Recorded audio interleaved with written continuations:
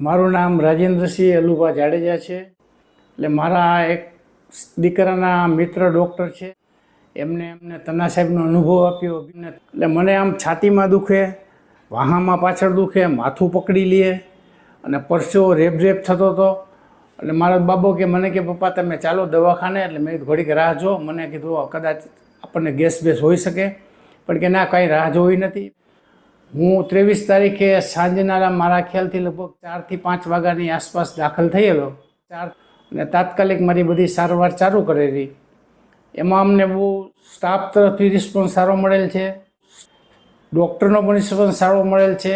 જ્યારે મારું આ સ્પ્રિંગ બેસાડવાનું થયું ત્યારે અને હું સામે ટીવીમાં જોતો હતો કે એટલે એમના માણસોએ કીધું કે ભાઈ આ જે તમને આ વસ્તુ દેખાય છે એ તમારી બ્લોકેજ દેખાય છે.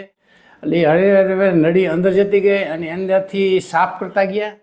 અને એ 20 થી 22 મિનિટનું કામ ચાલુ હતું અને તરત મને સારું થઈ ગયું.